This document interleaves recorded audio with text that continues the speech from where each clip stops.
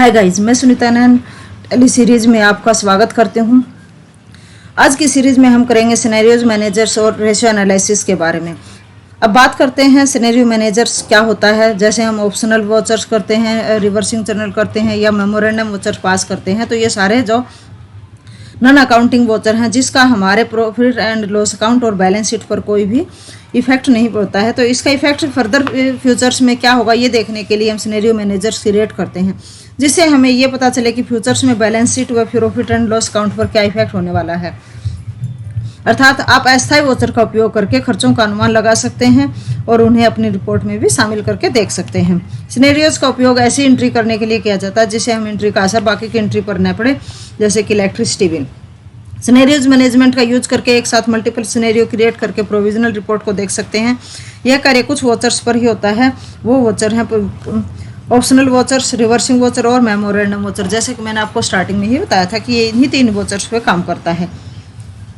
अब बात आती है कि कैसे सिनेरियोज को एक्टिवेट करते हैं। सबसे पहले हम इसके लिए F11 में फीचर्स में जाएंगे। अकाउंटिंग फीचर्स में जाकर हम यहाँ पर बजट एंड सिनेरियो मैनेजमेंट में जो ऑप्शन आप यहाँ पर देख रहे हैं यस है, use reversing journal and optional vouchers को यस करेंगे और उसके बाद एंट्री को आप यस करके पास कर जाएंगे। इसके बाद यहाँ से अगर हम उसमें पास ये यस करते हैं ऑप्शन, तो आपको इसके जो इफेक्ट होंगे तो क्या होंगे मैं आपको बता देती हूँ। अकाउंटिंग यहाँ पर आप अकाउंटिंग वोचर्स में देखेंगे तो आपको यहाँ पर रिवर्सिंग जर्नल और मेमोज के जो हमारी ये वोचर एंट्री है वो वोचर्स दिखाई देंगे एंट्री करने के लिए।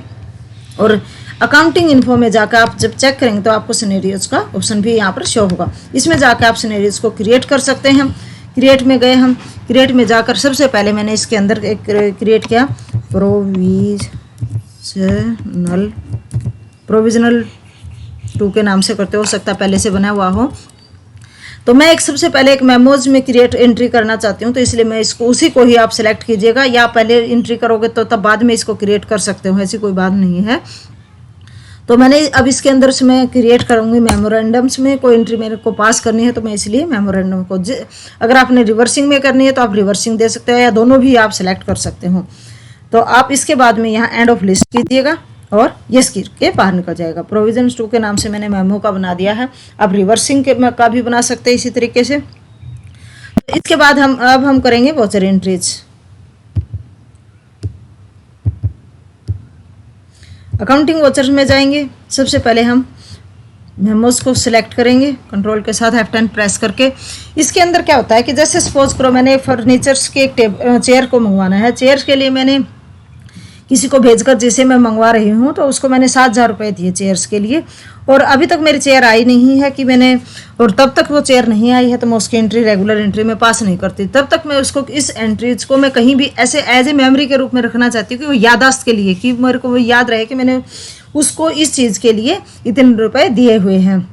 तो उस एंट्रीज को हम पास करते हैं, क्योंकि मेमोरेंडम एज ए मेमोरी की तरह से काम करता है कि मेमोरी के लिए, जैसे आप याददाश्त के लिए कोई भी एंट्री कहीं पर आप लिख के रखना चाहते हैं तो इसमें जाके हम उसको रख सकते हैं इस तरीके से। तो मैंने सपोज करो इसके अंदर से फर्नीचर मंगवाया है, तो मैंने फर्नीचर्स में मैंने किया एंट्री उसकी मैं पास करना चाहती हूँ।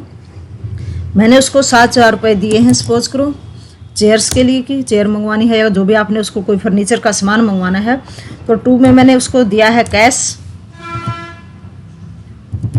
कैश की एंट्री मैंने इसमें पास की। कैश की एंट्री में मैंने जैसे उसको 7,000 रुपये दिए हैं तो मैं इसको सेव कर देती हूँ एज ए प्रोविजंस, या आप यहाँ पर नरेशन में भी उसका लिख सकते हैं कि अगर आप ये लिखना चाहे तो कि ये किस चीज़ के लिए मैंने इसको दिया है, आप नरेशन में नोट करके रख सकते हैं। तो मेमोरेंडम्स में मैंने जो एंट्री पास की है उसका इफेक्ट आपको कहीं भी नहीं दिखाई देगा। एक्चुअली लेजर्स लॉस प्रॉफिट और बैलेंस शीट कहीं भी आपको इसकी एंट्री शो नहीं होगी। अगर आप इस एंट्री को अगर चेक करना चाहते हैं तो उसके लिए आप एक्सेप्शंस रिपोर्ट में जाएंगे। इसके अंदर जाके आप जैसे ही उसको चेक करेंगे, मेमोरेंडम में अगर मैंने एंट्री पास की है तो मेमोरेंडम में जाएंगे। अप्रैल में देखिए मैंने यहाँ पर इसकी 7,000 रुपये की एंट्री की हुई है, ये देखिए। तो इस तरीके से यहाँ पर आपको जो एंट्री दिखाई दे रही है, अगर आप वैसे लेजर्स में देखेंगे इसका, अगर ग्रुप में जाके अगर इसकी ये चेक करते हैं तो इसकी एंट्री कहीं भी आपको दिखाई नहीं देगी कि आपने 7,000 रुपये का कोई एंट्री पास की हुई है। अब सपोज करो कल मैंने जो इसके जो ये पैसे दिए थे मंगवाने के लिए, मेरी जो चेयर्स हैं वो आज आ जाती है। तो आज मेरी चेयर आने के बाद में मैं उसको वापसी ये सोचती हूँ कि मैं आज इसको रेगुलर एंट्री में करूँ। तो जैसे मैं इसको यहाँ पर एक्सेप्शनल रिपोर्ट में जाकर इस एंट्री को ओपन करके यहाँ पर, तो मैं इसमें एल्ट, ये पेमेंट से रिलेटेड है तो पेमेंट में करेंगे, पेमेंट थी तो मैंने इसको ये F5 में जाके पेमेंट्स में जाके मैंने इसको पेमेंट में कन्वर्ट कर देती हूँ। जैसे आप वही देख रहे हो, वो थर्ड इसके जो पेमेंट का वोचर्स है, यहाँ पर डेट वगैरह आप जो भी डाल के जो डेट डालना चाहते हैं, जिस डेट को आपने ये परचेज की है। और कैश की जो एंट्री थी मेरी फर्नीचर्स में, मैंने सपोज करो मेरी ये 6500 रुपये की टेबल चेयर आई है, 6500 रुपये की जो चेयर आई है, तो मैं इसको एंट्री को पास कर देती हूँ। यहाँ पर आप इसमें देना चाहें तो आप दे सकते हैं और यस करेंगे। अब आप देखेंगे कि जैसे ही मैंने उसको यस किया तो मेरी वो एंट्री यहाँ से गायब हो जाती है। वो एज ए मेमोरी थी, जैसे ही मैंने उस एंट्री को पास किया तो वो एंट्री यहाँ से जो मेमोज के वोचर्स थे, जो मेमोरी एज ए मेमोरी रखे हुए थे, वहाँ से वो ऑटोमेटिकली चली जाएगी और रेगुलर एंट्री में आ जाएगी। अब बात आती है कि रेशियो एनालिसिस क्या होता है। तो रेशियो एनालिसिस के लिए आप क्या करते हैं कि सबसे पहले हम क्यों इसकी ज़रूरत पड़ती है। वित्तीय विश्लेषण के लिए रेशियो एनालिसिस एक पावरफुल उपकरण है। किसी फाइनेंशियल स्टेटमेंट का सार्थक विश्लेषण करना रेशियो के उपयोग से ही संभव होता है। रेशियो आंकड़ों का एक ऐसा सेट होता है जिसकी तुलना दूसरे सेट से की जाती है।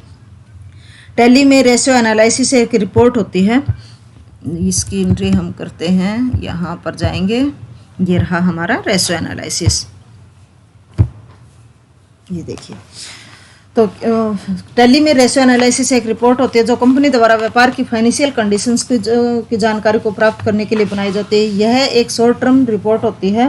गेटवे ऑफ टैली में रेशियो एनालिसिस नाम से एक ऑप्शन होता है जिसका यूज रिपोर्ट को रेशियो के रूप में देखने के लिए करते हैं। जैसे मैंने अब वहाँ से ऑप्शन में क्लिक करके ये रिपोर्ट्स आपके सामने निकाली। तो ये एक रेशियो एनालिसिस रिपोर्ट है जो आप देख रहे हैं। इसके अंदर 2 कॉलम दिखाई दे रहे हैं आपको। एक कॉलम्स में आपको दिखाई दे रहा है प्रिंसिपल ग्रुप, दूसरे में प्रिंसिपल रेशियो दिखाई दे रहा है। पहले जो प्रिंसिपल ग्रुप्स है उसमें आपको अमाउंट शो कर रहा है और दूसरे कॉलम्स में आपको जो प्रिंसिपल रेशियो है उसमें रेशियो शो हो रही है। आमतौर पर इस रिपोर्ट का use profit and loss accounts की जो ग्रोस होती है, ग्रोस रेशियो को, नेट प्रॉफिट रेशियो को जानने के लिए ही करते हैं। इसके अलावा इस रिपोर्ट में सारी व्यावसायिक जानकारी भी होती है। तो इसमें आप ये देख रहे हैं प्रिंसिपल ग्रुप्स, इसके अंदर आप देखेंगे जो ये कॉलम्स है इसमें प्रिंसिपल ग्रुप्स क्या होता है, जिनका मेन प्रभाव कंपनी की परफॉर्मेंस को एनालाइज करने में होता है, वही होते हैं ये। तो इसके अंदर आप जो भी आप ये देखेंगे कि कैश इन हैंड में कितना है,